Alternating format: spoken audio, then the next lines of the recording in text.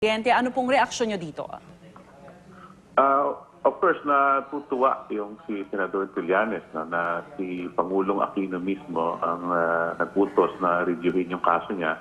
Kung maalala nyo, nung pa lamang unang magproklama si Pangulong Aquino noong September 9, 2009, nabanggit na niya yung kaso ni Senador Trillanes bilang isang halimbawa ng injustice sa panahon ni Presidente Arroyo. Kaya siguro matama naming iintayin yung resulta ng kanilang re-investigation. Positibo naman ho ang sa tingin nyo magiging resulta nito?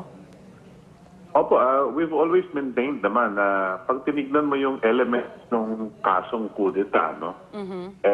Apat na elements yun. Dalawa sa mga elements na sinasabi, hindi mo makikita sa kasong ito.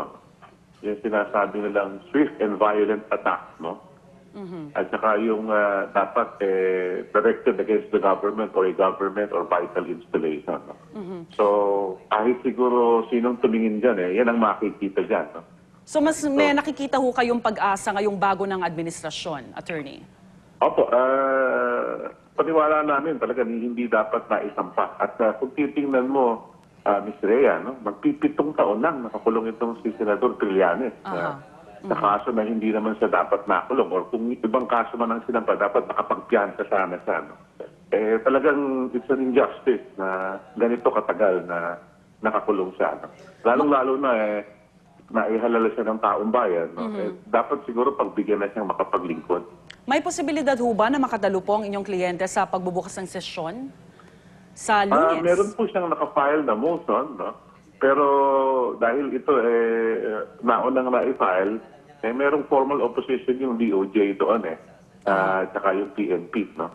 So, pero umaasa pa rin kami na pagbibigyan ng ng husgado dahil ilang oras lang naman ang kiniling niya, no? From 10 o'clock to 3 p.m., no?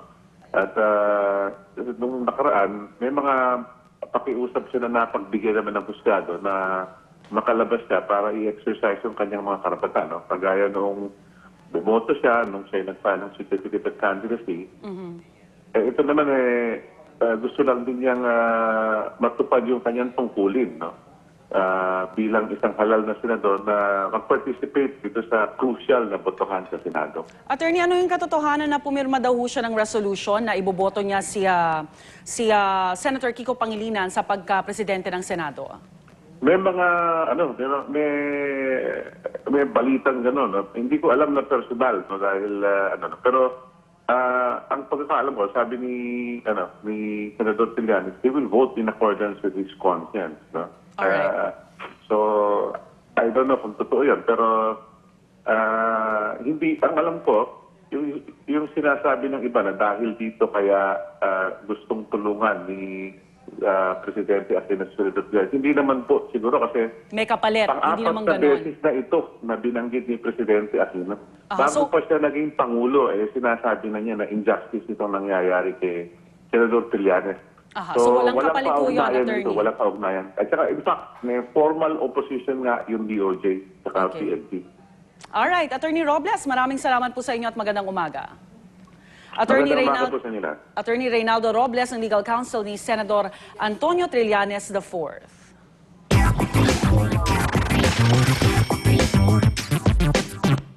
Simulan na natin chikahan sa linggo ito ang latest showbiz balita. Ihatid na po ni Luan D. Luan. Thanks, Igan. Ilan sa mga pumatok na TV series at movies sa Amerika, available na po sa home video. Isa na riyan ang comedy film na Cop Out, starring Bruce Willis and Tracy Morgan. Nariyan din ang uncut version ng comic book adaptation ng The Losers at ang first look sa upcoming Batman movie na Batman Under the Red Hood. Maging ang first season ng Jersey Shore ng MTV ay mapapanood na rin on home video.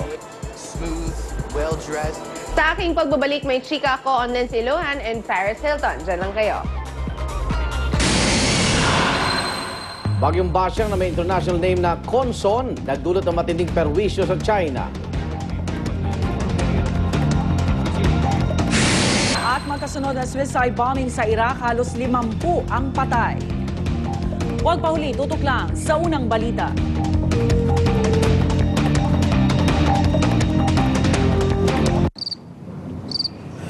May naalala ka bang games? Alam ko na! Keep your memory sharp, even at 50. Drink Enervon Prime with memory enhancers and make more memories. Kasama ninyo ang unang hirit at Enervon Prime sa pagsasagawa ng magagandang memories.